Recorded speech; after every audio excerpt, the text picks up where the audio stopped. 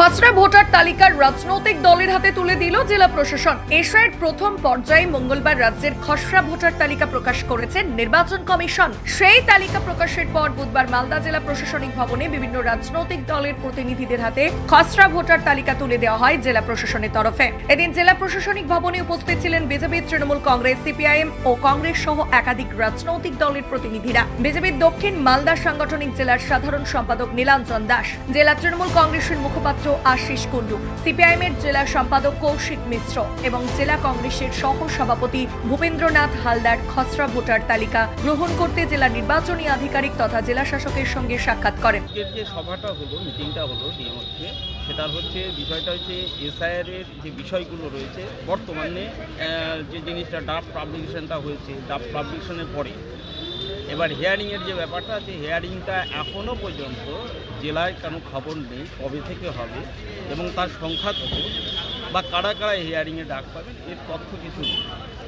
তারা বললেন যে এইটা সম্পূর্ণটা ইলেকশন কমিশন যেভাবে জানাবে সেইভাবে হবে।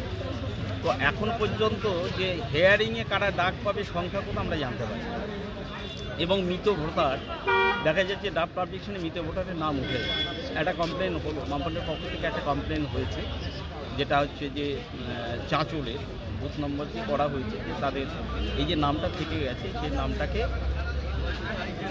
বিএলএ যে টু ছিলেন তারা কিন্তু লিখিতভাবে বা তখন জানিয়ে দিয়েছেন বিএলওকে, যাই হোক কোনো কারণে হচ্ছে সেটাকে বাদ করা, এরকম যদি কোনো থাকে সেটাকে বাদ করা। আজকে ড্রাফট ভোটার লিস্ট গতকাল 16 তারিখ ছিল। 16 তারিখে যে ড্রাফট ভোটার লিস্ট ইলেকশন কমিশনের যে ওয়েবসাইট আছে সেখানে যেটা পাবলিশ হয়েছিল সেটার যেটা হার্ড কপি, সেই হার্ড কপি আজকে মালদা জেলার প্রত্যেকটি বিধানসভা ভিত্তিক যে ভোটার তালিকা সেগুলো হাতে তুলে দেওয়ার প্রক্রিয়া শুরু হয়েছে। তার পাশাপাশি অল পার্টির মিটিংয়ে বিভিন্ন তরফ থেকে বিভিন্ন রকম ইস্যু রেইজ হয়েছে। যেমন দেখুন, আমাদের এই মালদা জেলার ভোটার লিস্টে দেখা যাচ্ছে প্রচুর মানুষের নাম ড্রাফট ভোটার লিস্টে আসেনি। তাদের নামকে এনরোল করার জন্য ফাইনাল ভোটার লিস্টে 6 নম্বর ফর্ম ফিল আপ করে জমা করতে হবে। কিছু লোকের নাম ভুলবশত হয়তো বাদ গেছে বা কোনোভাবে বাদ গিয়েছে, তাদের নামকে আবার নতুনভাবে যাতে এন্ট্রি হয় তার ব্যবস্থা করতে হবে। বিষয় বলতে এসআইআর পর্বে যে দ্বিতীয় পর্যায়ের কাজ শুরু হচ্ছে এবং সেখান থেকে যে সমস্ত ড্রাফট রোল যেটা খসড়া তালিকা প্রকাশ হয়েছে সেগুলো আজকে আমাদের বিভিন্ন পলিটিক্যাল পার্টি ছিল তাদের আজকে হাতে তুলে দেওয়া হলো। দ্বিতীয়ত হচ্ছে ক্লেম অ্যান্ড অবজেকশন, যারা মৃত ভোটার বা যাদের স্থানান্তরিত হয়েছে তাদের মধ্যে কেউ যদি ক্লেম করে তারা কোথায় করবে না করবে সেই বিষয়ে আলোচনা হলো, কিন্তু ইলেকশন কমিশন থেকে এখন পর্যন্ত কোনো নির্দেশিকা আসেনি। কবে থেকে শুরু হবে, কোথায় হবে না হবে এখনও আসেনি। উনি বললেন 2-4 দিনের মতো আশা করি চলে আসবে। আসলে কোথা থেকে অবজেকশন কোথায় করা যাবে বা যাদের হিয়ারিং আছে তাদের কোথায় হিয়ারিং নেওয়া হবে। আমাদের যেটা দাবি ছিল যে হিয়ারিংটা নিতে হবে সরকারি অফিসে, কোনো দলীয় কার্যালয় কিংবা পঞ্চায়েত অফিসে নিলে চলবে না। দলীয় আপনাদের ওই ব্লক অফিসে আছে সেখানেই নিতে হবে। ডিএম সাহেব সেটা নোট করেছেন। আগামী দিনে সেই সূচিটা পেলে আমরা সেটা জানতে পারি। আজকের ইনস্ট্রাকশন হচ্ছে যে ড্রাফট রোল যেটা পাবলিশ হয়েছে গতকাল তার কপিটা আমাদেরকে দেওয়া হলো। এবারে হিয়ারিং কবে থেকে হবে তো জানতে চাইলে সেটা স্পষ্ট বলতে পারছেন না, বলছেন এখনও গাইডলাইন আসেনি কবে কীভাবে হবে, কারা কারা ডাক পাবে কারা কারা ডাক পাবে না সেইটা মোটামুটি আলোচনা হয়েছে, কিন্তু এখনও অস্পষ্টতা অনেক আছে। লিস্টের মধ্যে বানান ভুল প্রচুর আছে, সেগুলোতে একটু বোঝার অসুবিধা হচ্ছে ভোটারদের। তার জন্য সংশোধনের জন্য আবার পরবর্তীতে ফাইনাল ভোটার তালিকাতে তার সংশোধন হবে কিনা, না হলে আবার সংশোধনের ফর্ম ফিল আপ করতে হবে কিনা এটা বোঝা যায়নি।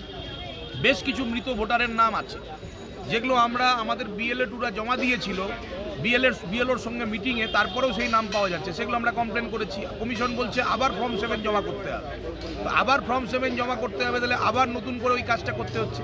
তো এই যে একটা মিসম্যানেজমেন্ট এবং সময়ের অভাব, এবং আমরা প্রথম থেকে বলে আসছি এখনও কোনো স্পষ্ট না কবে কে কোথায় দাঁড়াবে, কি করবে, কারা কারা ডাক পাবে কারা কারা ডাক পাবে না, একটা চরম অনিশ্চয়তার মধ্যে কিন্তু ভোটাররা আছে। এবং আমরাও কমিশনের কাছ থেকে নির্দিষ্টভাবে একটা স্পেসিফিক সব কিছু কিন্তু পাচ্ছি না। ওনারা সহযোগিতা করছেন না বলছি না, কিন্তু ওনারাও অনেকটা অন্ধকারে আছেন, সবটা ওনারাও জানেন।